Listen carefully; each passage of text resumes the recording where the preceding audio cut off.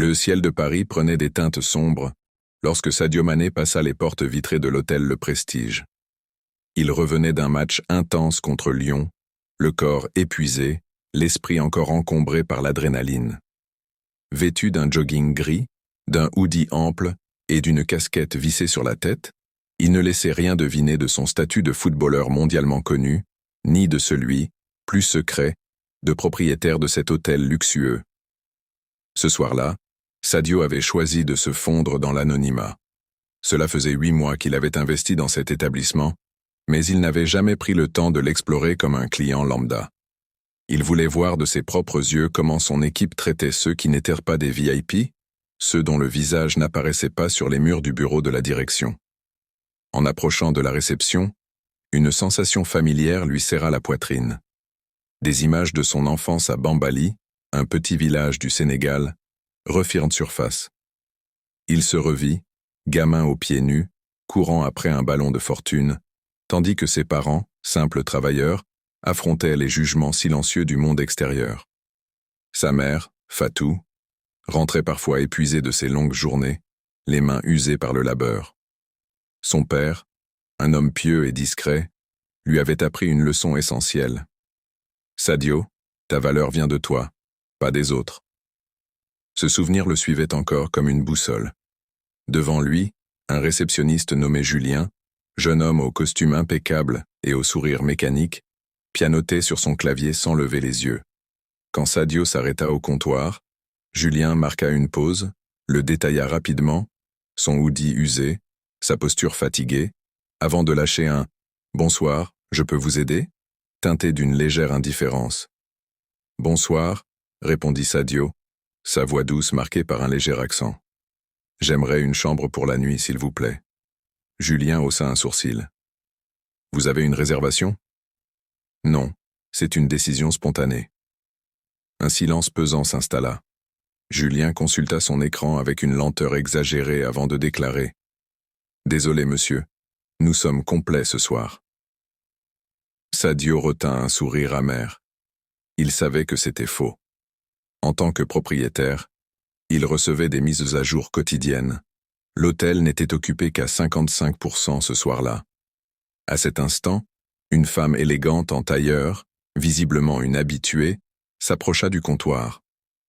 Julien se transforma en un clin d'œil. « Madame Dubois, quel plaisir de vous revoir. Nous avons votre suite habituelle prête. » Sadio resta en retrait, observant la scène. Son pouls s'accéléra, non pas de colère, mais à cause de cette vieille douleur qu'il connaissait trop bien, celle des regards qui jugent, des portes qui se ferment sans raison. Il aurait pu révéler son identité sur le champ, mettre fin à cette comédie. Mais une voix intérieure, peut-être celle de son père, le retint. « Êtes-vous sûr qu'il n'y a rien de disponible ?» demanda-t-il calmement.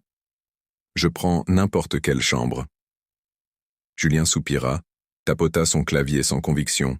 « Non, rien du tout. » « Un événement spécial en ville, vous comprenez ?» Un mensonge flagrant. Pendant ce temps, Madame Dubois recevait une clé magnétique et des compliments mielleux. Julien glissa même un regard en coin vers Sadio, comme pour souligner la différence de traitement. Moment choc. Julien refuse catégoriquement une chambre à Sadio. Pour certains, il n'était qu'un inconnu en tenue décontractée, un homme à la peau sombre qu'on pouvait ignorer sans conséquence. Sadio sortit son téléphone et nota mentalement chaque détail, l'attitude, les mots, le ton. Pas pour se venger, mais pour comprendre ce qui se passait dans son propre hôtel. « Puis-je au moins utiliser vos toilettes ?» demanda-t-il. Julien hésita, visiblement agacé. « C'est réservé aux clients, mais c'est par là, » dit-il en désignant vaguement le fond du hall. En se dirigeant vers les commodités, Sadio sentit un regard peser sur lui. Un agent de sécurité, alerté par un murmure de Julien, le suivait discrètement. Dans les toilettes au marbre éclatant, Sadio se planta devant le miroir. Il y vit un homme de 32 ans, une icône du football, un multimillionnaire qui possédait cet endroit, et pourtant, pour certains, il restait l'autre. celui qu'on surveille. Les mots de sa mère lui revinrent. Le monde ne te donnera pas toujours ta place, Sadio. Parfois, tu dois la prendre.